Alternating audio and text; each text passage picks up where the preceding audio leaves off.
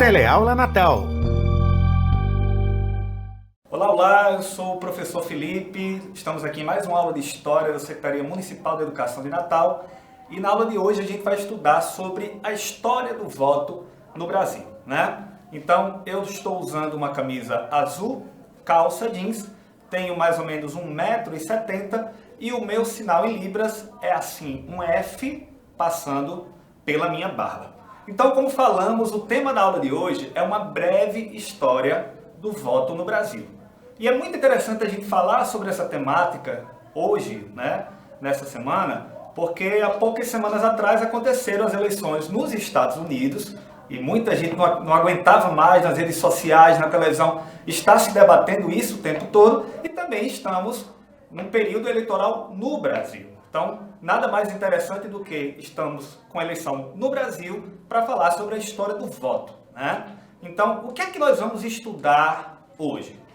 Vamos estudar sobre o voto antes da independência do Brasil, o voto no Brasil durante o Império, o voto no Brasil após a proclamação da República, o protagonismo do Rio Grande do Norte nos direitos políticos das mulheres, retrocessos no direito ao voto ao longo da história do Brasil. A gente vai ver que por mais que o voto tenha sido um direito conquistado, né, esse caminho ele não foi percorrido sem interrupções. A gente teve momentos na história em que o direito ao voto teve limites, né? E também vamos estudar as lutas sociais e direito ao voto, como é que o direito ao voto foi conquistado. E finalmente terminaremos a nossa aula estudando a evolução da tecnologia eleitoral no Brasil. Esse país que se orgulha de ter um voto totalmente eletrônico já há alguns anos, já há algumas eleições, enquanto países que são economicamente mais poderosos, como os próprios Estados Unidos, enfrentam um processo eleitoral que parece ser muito mais desorganizado, né? A gente viu que os Estados Unidos só conheceram o resultado de quem ganhou as eleições para presidente depois de vários dias de apuração, né? Então, como é que se deu essa evolução da tecnologia eleitoral no Brasil?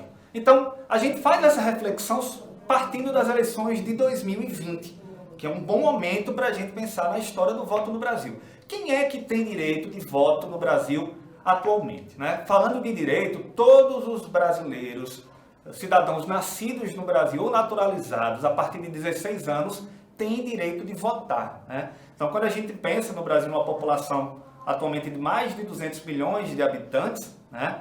Se todas as pessoas com mais de 16 anos têm direito a votar, são muitas pessoas, né? Mas nem sempre foi assim.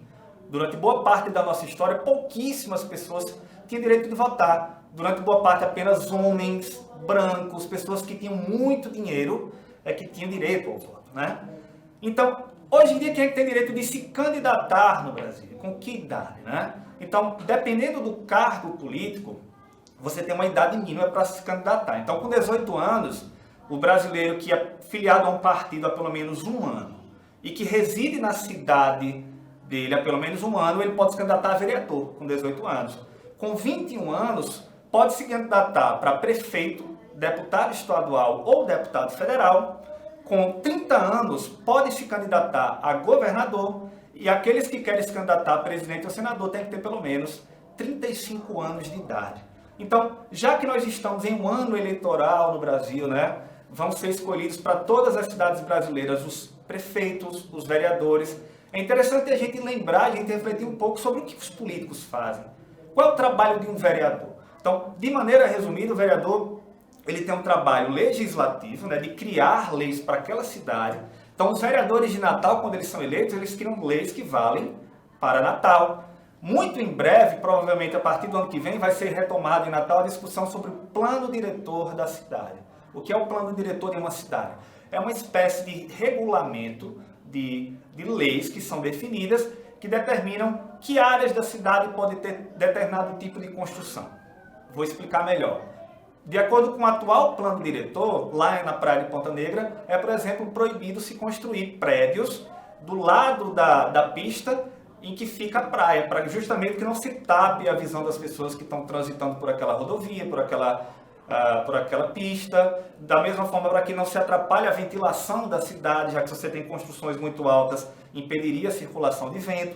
Então, o plano diretor é o exemplo de uma legislação que os vereadores aprovam ou não, né? Da mesma forma, os vereadores eles também têm a função de fiscalizar o trabalho do prefeito, ou da prefeita, se for o caso, né? Os deputados estaduais elaboram leis que valem para os seus estados. Da mesma forma, deputados federais e senadores elaboram leis que valem para o país inteiro. E, finalmente, prefeitos, governadores e presidente, eles estão à frente daquele poder que a gente chama de executivo. São eles que administram, de fato, que usam o orçamento da cidade, do estado e do país em prol da população. Então, a gente começou com essa reflexão sobre, atualmente, né, sobre quem tem direito ao voto, e fizemos a reflexão de que durante muito tempo pouquíssimas pessoas podiam votar no Brasil, mas é interessante pensar que mesmo com esse direito ao voto muito restrito, o primeiro voto no Brasil, a primeira eleição ocorreu há muito tempo, né? Ocorreu em 1532, quando o território que hoje a gente chama de Brasil era uma colônia de Portugal, era administrado por Portugal, teve uma eleição para a escolha dos vereadores da primeira vila do Brasil, a Vila de São Vicente, né? Lembrando que na época os vereadores eles tinham uma função um pouco diferente do que tem hoje, né? Eles também tinham um pouco de função administrativa, e o direito ao voto naquela época, gente, era extremamente restrito. Se votavam aqueles que os historiadores chamavam, ou passaram a chamar de homens bons, que eram as elites daqueles lugares, as pessoas que tinham terras, que tinham renda, numa sociedade que era extremamente católica, né? O catolicismo era a religião oficial de Portugal e, consequentemente, do Brasil, né? Das terras de Portugal na América. Então, para votar, tinha que ser homem maior de 25 anos, livre, o que excluía nesse período os indígenas que eram escravizados e um pouco mais na frente os africanos que eram trazidos da África, né? Então tinha que ser homem livre, maior de 25 anos, católico e proprietário de terra. Dá para perceber que era extremamente excludente. Mulheres, pessoas que não tinham terra, ou seja, praticamente toda a população não tinha direito ao voto. Essa situação durou até o momento em que o Brasil se tornou um país independente, né? Todos vocês viram nas aulas anteriores, e principalmente no 8º ano, que o Brasil, quando se torna independente, o Brasil adotou como sistema político a monarquia, né? O Brasil passou a ter um imperador, passou a ter rei, na verdade. Então, quando o império é decretado no Brasil, o Brasil passa a ser um país independente, ele passou a ter uma própria Constituição, porque anteriormente ele seguia as leis portuguesas. E essa primeira Constituição, que o professor Nadson abordou muito bem na aula sobre a história das Constituições do Brasil, é uma Constituição também extremamente excludente. Ela foi uma Constituição outorgada, né? O Dom Pedro impôs essa Constituição e, em relação ao voto, muita gente estava excluída. Então, quem é que tem direito ao voto de acordo com essa Constituição? Homens livres, com pelo menos 25 anos de idade. Mas não era só isso. Essa eleição, ela empregava aquilo que a gente chama de voto censitário. Por que voto censitário? Voto censitário significa que, para você determinar quem tinha direito ao voto, era necessário fazer um censo com a população, uma espécie de eleição, de pesquisa, e nessa pesquisa, nessa consulta popular, os fiscais determinavam quem tinha a renda mínima para votar. Então imagina só que para votar durante o Império no Brasil, você tinha que ter uma renda mínima, que era comprovada anualmente ou em cada período eleitoral. Então, de acordo com essas regras que a Constituição cria, quem é que estava excluído do direito ao voto? Mais uma vez, as mulheres, os escravizados. Preste atenção que, além dos escravizados, estão também nessa lista que não tinham direito ao voto os ex-escravos. Então, aquelas pessoas que, por algum motivo, tinham conquistado a sua liberdade através de uma carta de alforria ou através da concessão da liberdade pelo seu próprio dono, né? Elas não tinham direito ao voto. E todas as pessoas que não tinham condições de comprovar a renda mínima, né? Então, duas características também importantes desse período, além do voto censitário, as eleições eram indiretas. O que significa dizer que a eleição é indireta? Significa que entre o eleitor e entre o político que é eleito, existe representantes no meio. Então o eleitor, ele escolhe representantes e os representantes escolhem os governantes ou os outros políticos. Então, voltando à questão do voto censitário da renda mínima, essa Constituição de 1824 estabelecia que, para você ser eleitor de paróquia, o que era o eleitor de paróquia? era aquela pessoa que iria eleger os seus representantes. Então, para você escolher os representantes, tinha que ter 100 mil réis de renda mínima anual. Aí, quando esses representantes eram escolhidos, né, você tinha uma outra eleição que era o eleitor de província, que ele tinha condições de escolher, por exemplo, os vereadores. Tinha que ter uma renda de 200 mil réis. Já para você se candidatar a deputado, pelo menos 400 mil réis de renda e 800 mil réis para se candidatar a senador. E a gente falava sobre o voto ser indireto, né? No Brasil, do período imperial, uma parte das eleições era direta, uma parte do voto era direto, então se elegia os vereadores diretamente, tá? E para a Câmara dos Deputados e para o Senado, a eleição aí sim era indireta. Então, os eleitores de paróquia, como a gente viu, escolhiam os eleitores de província, e esse grupo dos eleitores de província, aí sim escolhiam quem seriam os deputados e senadores. Percebem como esse direito ao voto ele vai sendo um pouco ampliado, né? Durante o período imperial, mais pessoas podiam votar do que na época que o Brasil era colônia de Portugal, mas quando a gente compara com hoje, ainda tinha muitas restrições, não é verdade? E foi somente com a proclamação da República, quando o Brasil, em 1889, deixou de ser uma monarquia e passou a ser uma república, que o direito ao voto se ampliou ainda mais, né? Então, com a proclamação da República no Brasil, o Brasil passou por um novo processo de elaboração de Constituição, né? Vocês viram lá na aula do professor Nácio que o Brasil teve várias constituições ao longo da sua história. Por que que isso acontece? Porque o Brasil passou por muitas mudanças de sistema político. Ora, era colônia de Portugal, tinha uma Constituição de Portugal. Se torna um país independente e uma monarquia, tinha uma Constituição que dava sentido à monarquia. Agora era uma república, você não tem mais a figura do rei que governa o poder, ele se separa mais do que na época da monarquia. Fazia sentido ter-se uma nova Constituição. E cada Constituição dessa que vai sendo aprovada, ela traz o entendimento da época de quem eram as pessoas que tinham direito ao voto. E essa Constituição republicana de 1891 determinava que quem tinha direito ao voto, né? Então, tinham que ser homens maiores de 21 anos e livres, né? Considerando, claro, que a gente já não tinha mais a escravidão, né, nesse período, mas de toda forma a maior parte da população negra, descendente dos escravos que estavam libertos há pouco tempo, eles não tinham acesso a, por exemplo, a educação formal. A gente não tinha educação formal como existe universal no Brasil hoje, as escolas públicas, então essas pessoas estavam excluídas. Quem era excluído do direito ao voto? Todos os brasileiros menores de 21 anos, todas as mulheres, os mendigos, os indígenas, os integrantes do clero, ou seja, as pessoas cujo trabalho era na igreja, e os soldados rasos, aqueles soldados de baixa patente, nenhum desses grupos tinha direito ao voto. E essa Constituição foi interessante porque foi a primeira vez na história do Brasil que as pessoas votavam para escolher o governante do país.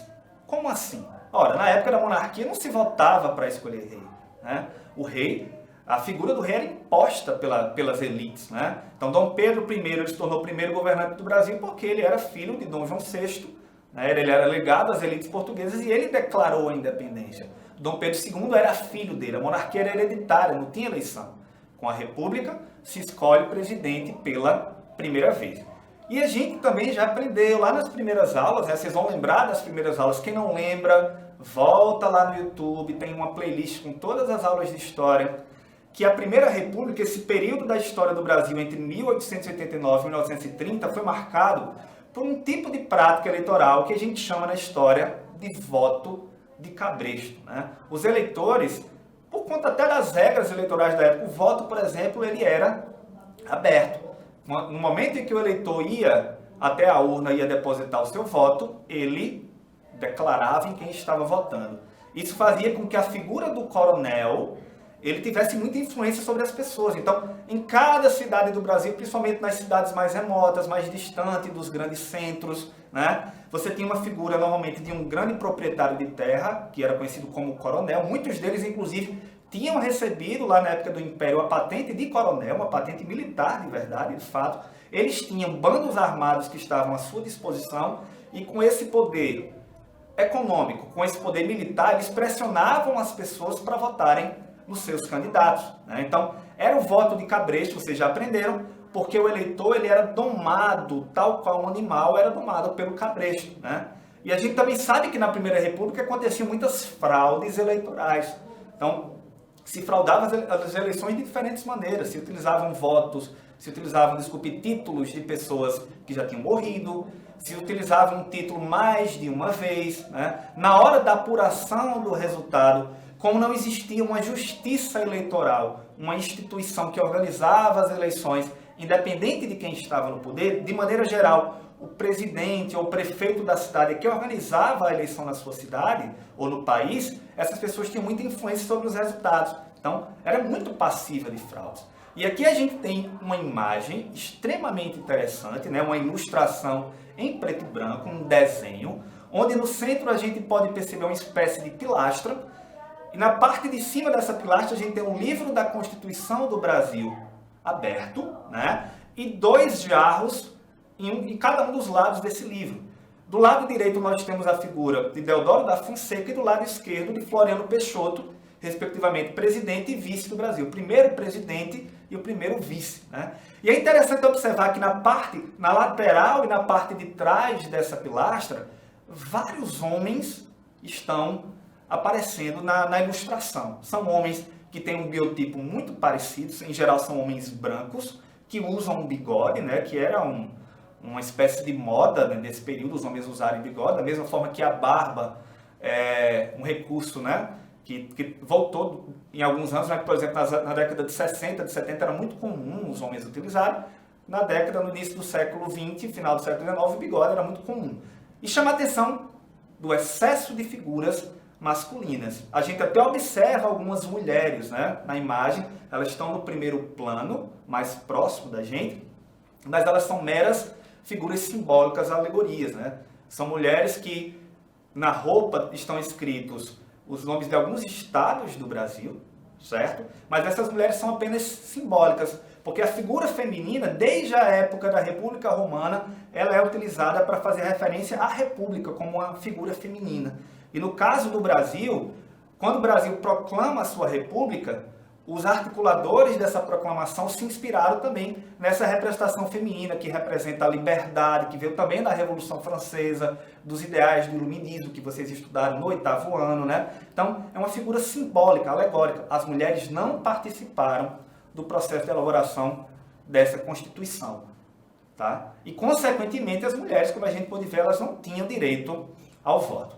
Aqui nós temos uma espécie de charge, né? Uma ilustração, onde nós podemos ver, do lado esquerdo, uma mulher vestindo um vestido, onde na sua barra do vestido está escrito soberania, e essa mulher, ela está usando também uma espécie de gorro, de chapéu, que é chamado de barrete frígio, que ao longo da história, esse chapéu, esse gorro foi associado a ideais de liberdade. Ao lado da mulher existe uma urna eleitoral onde as pessoas na época depositavam seus votos, e temos no centro um homem utilizando fraque, né? Na parte de trás da sua roupa está escrito político, e esse homem está puxando um animal, um burro, com características humanas. Na barra, na manga da sua camisa, está escrito eleitor. Lá embaixo, ela pergunta, é o Zé Besta? Ele responde, não, é o Zé Burro. Então, essa charge, ela tenta representar de uma maneira alegórica, né, de uma maneira bem humorada, que o humor é um recurso normalmente utilizado pelas charges, como se dava o voto de cabresto. É o político puxando o eleitor, controlando ali nas rédeas, como acontecia no processo eleitoral desse período. E aqui a gente tem uma charge interessantíssima do Nicolau Cesarino, uma charge que foi publicada na revista Dom Quixote em 1918. Então temos uma charge que na parte de cima se lê as próximas eleições, né? E a gente pode observar no centro da imagem uma tumba semi-aberta, de onde sai uma espécie de caveira de esqueleto que está entregando um papel a um homem que caminha. Esse homem que caminha tem no seu braço uma bengala, ele está usando chapéu, ele tem uma roupa elegante. Na tumba também pode-se ver uma cruz, né? E essa caveira está entregando um papel ao homem que passa. Embaixo se lê, o defunto fala, o cavaleiro que vai à cidade quer ter a gentileza de me fazer avisar esse título de eleitor, ou seja, é uma charge que está ironizando, se vocês bem perceberam, as fraudes eleitorais que aconteciam nesse período. Então, o que é que faz um chargista criar uma situação alegórica que uma caveira pede para um eleitor votar por ela? Porque, de fato, nesse período se utilizavam títulos eleitorais de pessoas que já tinham morrido. Ok? E aí a gente continua com o voto do Brasil após a proclamação da República, avançando um pouco no tempo, porque em 1932 aconteceu uma coisa importantíssima que tem a ver com a história do direito ao voto no Brasil, que foi a criação do Código Eleitoral de 1932. O que é que esse Código Eleitoral ele estabeleceu? Então, como a gente já viu nos slides anteriores, as eleições no Brasil elas aconteciam de maneira muito fragmentada. Então, cada autoridade local, na cidade, no estado, fiscalizava a sua própria eleição. Com a criação do Código Eleitoral de 32 e um pouco mais na frente da Justiça Eleitoral, agora a gente vai ter um órgão a nível nacional que organiza as eleições no Brasil de maneira padronizada e mais, com o objetivo de isenção. Independente de quem estivesse no poder, as eleições aconteceriam da mesma forma, sem privilegiar aquele ou outro político. Então, o Código Eleitoral inovou, além da criação da Justiça Eleitoral, trazendo o voto secreto. A gente viu que o voto de cabresto ele acontecia em grande parte porque o voto era aberto. Os eleitores declaravam em quem tinham votado. Tornar o voto secreto diminuiria muito as margens para as fraudes e para a pressão dos coronéis ou das pessoas que tinham influência sobre os seus eleitores. E importantíssimo também do Código Eleitoral de 1932 foi a instituição do direito ao voto para as mulheres. As mulheres finalmente passam a ter um direito oficial do voto. É interessante observar que mesmo com o direito que as mulheres passaram a ter, pela força do costume, estava tão arraigado na cultura brasileira, extremamente patriarcal e machista, de que as mulheres não votavam, que mesmo com a aprovação do Código, que dava direito, em algumas cidades, muitas mulheres não votaram nas primeiras eleições, porque o costume era que não se votasse mesmo, né? E aí a gente volta, né, a um exemplo que já foi trabalhado em uma aula nossa anterior pela professora Alessandra. A gente vai falar sobre o protagonismo que algumas mulheres do Rio Grande do Norte tiveram nos direitos políticos. A gente tem 3 fotos nesse slide, né, que representam exatamente 3 dessas mulheres que eu escolhi para falar aqui com vocês. A primeira delas à esquerda é a Celina Guimarães Viana. Ela foi a primeira mulher do Brasil e da América Latina a tirar o título de eleitor. E ela era do estado do Rio Grande do Norte. A segunda mulher a tirar o título eleitoral também no Brasil e na América Latina era daqui também. A Júlia Alves Barbosa Cavalcante. E a primeira mulher a ser eleita prefeita, né, ela também era do Rio Grande do Norte, ela foi eleita prefeita na cidade de Lages em 1929, a Luzia Alzira Teixeira Soriano. Então, é muito bacana a gente ver nesses processos políticos, muitas vezes a gente só tem informações sobre o que acontecia em São Paulo, no Rio de Janeiro, os grandes centros econômicos do país e centros políticos, né?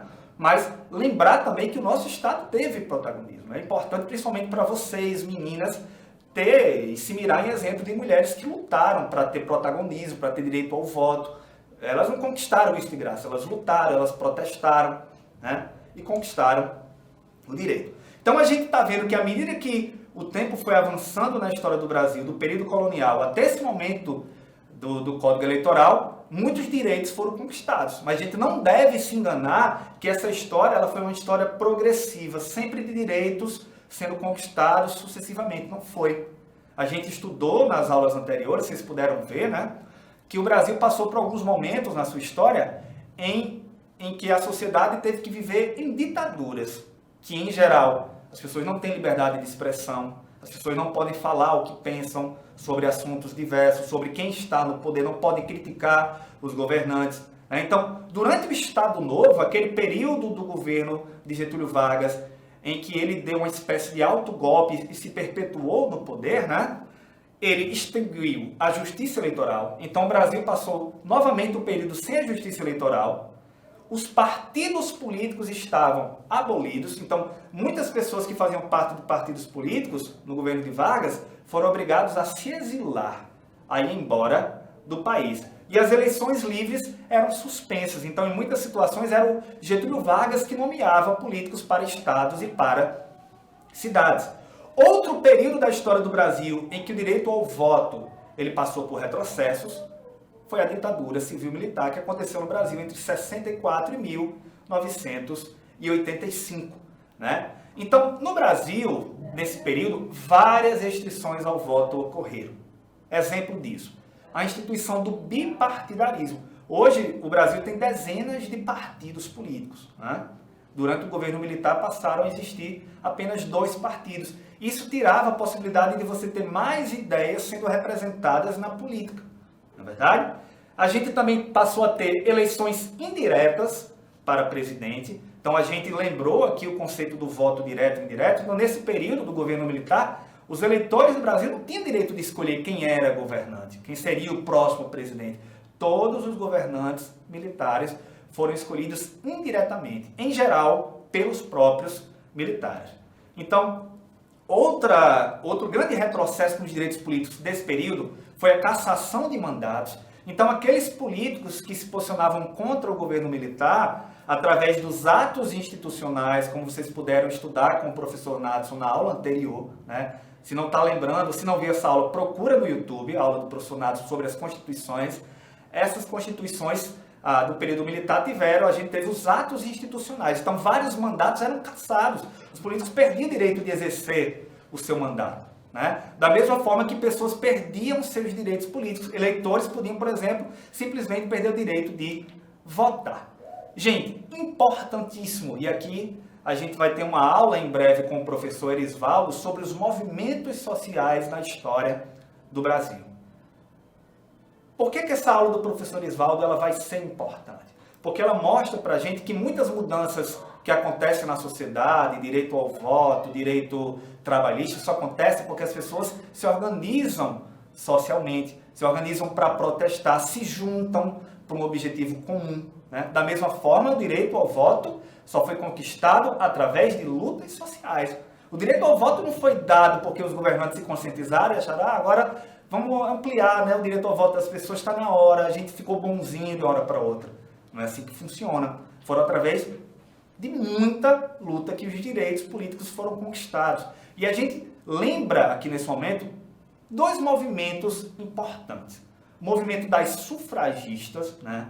No Brasil ele não foi tão forte, mas principalmente na Europa, na Inglaterra, por exemplo, nos Estados Unidos, a gente teve mulheres lutando, indo às ruas, fazendo passeatas, escrevendo artigos em jornais, em revistas, marcando audiências com os políticos, lutando especificamente para que as mulheres passassem a ter direito ao voto. E lá, nesses países, Estados Unidos e Inglaterra, houve uma organização extremamente sólida das mulheres. Por isso que a gente chama isso de movimento sufragista, um movimento sólido e organizado que objetivava, no fim, conquistar direitos políticos para as mulheres, que as mulheres tivessem direito de votar em quem elas quisessem, que as mulheres passassem a ter direito de se candidatar para um determinado cargo. Tá? E a gente teve no Brasil também um movimento, principalmente no começo da década de 1980, o movimento das diretas já. Qual era o objetivo do movimento das diretas já? Simples, eleições diretas para presidente. A gente acabou de ver que durante a ditadura militar, o período em que os militares estiveram no poder no Brasil, entre 1964 e 1985, durante esse período, não se escolhia, os eleitores não votavam para presidente. Era indireto, então as pessoas queriam votar diretamente para presidente. E é interessante pensar que o movimento das diretas já, ele não conseguiu seu objetivo principal. Não foi imediatamente após o movimento que os eleitores do Brasil passaram a ter direito de eleger o presidente. Mas mesmo assim, não tendo alcançado seu objetivo principal, esse movimento foi fundamental para que mais na frente, principalmente na Constituição de 1988, o direito ao voto ele fosse ampliado, ele fosse universalizado para mais pessoas. E aí, falar de movimento de mulheres, como a gente lembrou do movimento das sufragistas no Brasil, não tem como nós não falarmos da potiguar Nísia Floresta. Nísia Floresta, que nasceu aqui no Rio Grande do Norte no começo do século XIX, em 1810, ela foi uma mulher que ela pode ser considerada uma das pioneiras, uma das mulheres que antecederam o movimento feminista. A gente não pode falar em feminismo no século XIX, isso é um anacronismo, é um erro histórico. Mas as ideias dela do século XIX eram ideias onde ela defendia o protagonismo da mulher na educação.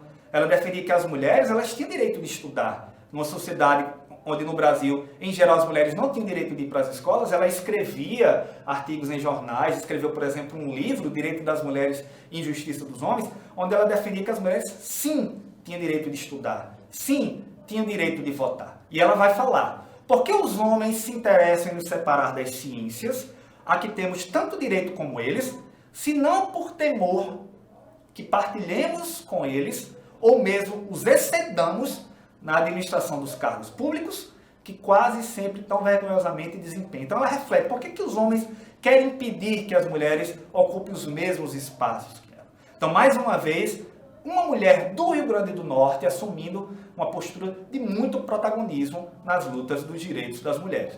E aí, voltando para as diretas já, a gente tem um curto vídeo que lembra para todos nós como esse movimento aconteceu, né?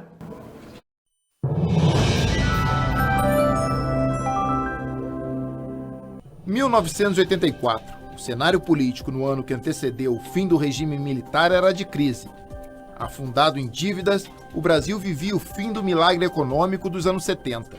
Inflação alta e graves problemas institucionais criavam nas pessoas o sentimento de que era necessária uma mudança de rumos. Em meio à decadência, o deputado Dante de Oliveira propôs uma emenda constitucional, restabelecer as eleições diretas para presidente. Somos brasileiros unidos na construção de um novo tempo, de uma nova era e de um novo Brasil. A população abraçou a ideia. Vestir amarelo era forçar os parlamentares a votarem a favor das diretas e contra o regime militar. Pela primeira vez, nós tivemos concentrações humanas de mais de 1 milhão de pessoas. A campanha das diretas conseguiu um feito até então desconhecido na política brasileira. Uniu todas as forças de oposição. Momentaneamente, naquele palanque, vestidos de amarelo, estavam comungando o mesmo ideal. Eleição é direta, eleição é... Mas no Congresso, a decepção. A emenda não passou. A proposta foi rejeitada pela Câmara. A mobilização popular ali foi enorme e nós perdemos. Aquela energia ficou acumulada. A emenda foi derrotada, mas a ditadura também saiu enfraquecida. Em 1985, ainda com eleições indiretas para presidente, já não haveria mais nenhum candidato militar no páreo. O Diretas Já foi um tremendo movimento Brasil adentro, né? Você levou milhões de pessoas às ruas. Você mudou, sobretudo, o estado de espírito dos brasileiros. Então, o vídeo é bem interessante, que ele mostra pra gente que por mais que a campanha das diretas já ela não tenha atingido o seu principal objetivo, ela foi fundamental para que os direitos políticos e direitos eleitorais fossem conquistados um pouco mais na frente. E aí, para a gente concluir a nossa aula, a gente vai falar um pouco sobre a evolução da tecnologia eleitoral para o voto no Brasil, né? Então, a gente vive em um país onde já algumas eleições o voto acontece de maneira digital. Recentemente se introduziu a biometria, né? Mais um elemento de segurança para o voto eletrônico, onde o eleitor tem que cadastrar e na hora da eleição colocar sua digital para confirmar o seu voto, né? Mas nem sempre foi assim. Durante a maior parte da nossa história, prevaleceu o voto impresso, se utilizando cédulas eleitorais impressas, né? Então, a gente vê aqui uma cédula eleitoral que foi utilizada nas eleições de 1989. Chama-se a atenção do lado esquerdo a cédula do primeiro turno para presidente dessas eleições. Olha a quantidade de candidatos que concorreram naquela eleição, né? E na direita, a cédula eleitoral utilizada no segundo turno. Então, o eleitor marcava um X no candidato, depositava o seu voto numa urna, para que na sequência ele fosse computado, fossem apurados os votos. Então, aqui nós temos a imagem de uma urna eleitoral de madeira, com uma tranca de metal e com um número embaixo escrito em branco 3038, né? Uma urna utilizada em 1901. Na próxima imagem, agora, nós temos uma urna de metal que foi utilizada na eleição de São Paulo em 1945. A urna está aberta com uma tampa verde, né? Escrito em amarelo na sua lateral tem o número 299 e em branco o número 44. Temos agora uma imagem com duas urnas de lona, utilizadas em 1950. À esquerda, uma urna marrom de lona aberta, né? e do lado direito nós temos uma urna de lona branca com o brasão do Brasil no centro, né? E aí a gente tem algumas imagens de títulos eleitorais do Brasil. O primeiro título na esquerda, de 1881, é um título da época do Império do Brasil. Lembre que o voto era censitário, pouquíssimas pessoas tinham direito desse título. O segundo título, ele é o primeiro título da história republicana no Brasil. O voto se amplia um pouco mais, como a gente viu, mas ainda assim, mulheres, por exemplo, não tinham direito do voto. Esse título é bem interessante, que ele veio com o Código Eleitoral de 1932, que, como a gente viu, criou a Justiça Eleitoral. E ele inova trazendo a foto do eleitor. Isso dava um pouco mais de segurança para o título do eleitor. É mais difícil você se passar por outra pessoa, né? E aqui a gente tem uma imagem do atual título eleitoral do Brasil, certo? Então ele tem a sua frente do lado esquerdo com os nomes, os dados, nome do eleitor, data de nascimento, a zona e a seção onde o eleitor vota, o município, e lá no verso o espaço para que se coloque a digital desse eleitor. E finalmente a gente tem aqui o título eleitoral digital. Temos na imagem uma mão com o título eleitoral digital como se estivesse aparecendo em um telefone, em um smartphone. E essa tecnologia digital, ela avançou ao longo do tempo até que a gente chega finalmente aos primeiros experimentos com a urna eleitoral na década de 1990, né? E as primeiras eleições, ainda na década de 90, acontecendo com o uso de uma urna eletrônica. E a gente vai ver agora, para finalizar nossa aula, um vídeo que mostra a urna eletrônica funcionando no dia da votação, no dia da eleição. O nome é complicado, Zerésima. Zerésima? Tenho a menor ideia. Complicado.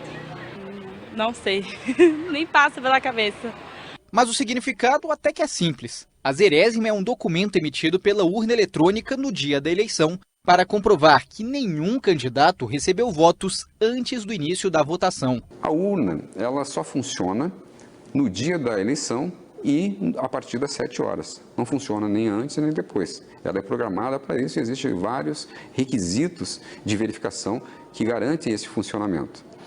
Uma vez acionado no dia da votação, a partir das 7 horas da manhã, ela emite um boletim, um relatório, que nós chamamos de zerésima.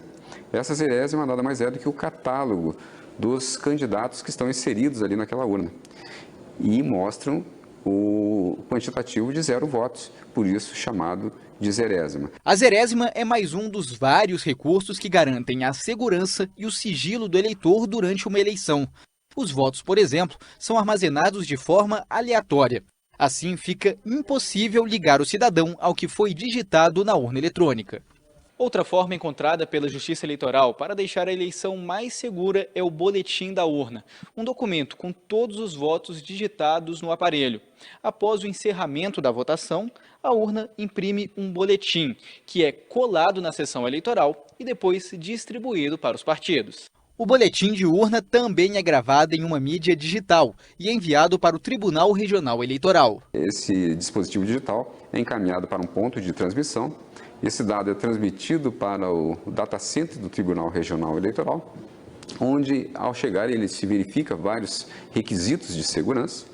E uma vez todos esses requisitos estando de acordo, esse resultado ele é contabilizado no banco de dados para totalização e também ele é publicado na internet, possibilitando que o fiscal de partido, lá naquela sessão eleitoral, possa verificar se o resultado que saiu naquela sessão eleitoral é o mesmo que chegou no data center do regional e foi considerado na totalização. A gravação do resultado parcial de cada urna em uma mídia digital é outro dispositivo de segurança das eleições.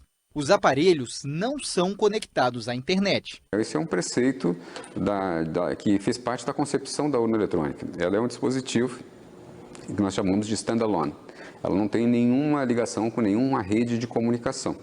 Então, se falar que um hacker, por meio da internet, pode invadir uma urna e mudar o resultado, é uma falácia. Não existe essa possibilidade, considerando que já conceitualmente essa urna foi desenvolvida para não ter nenhum acesso por meio de rede de comunicação.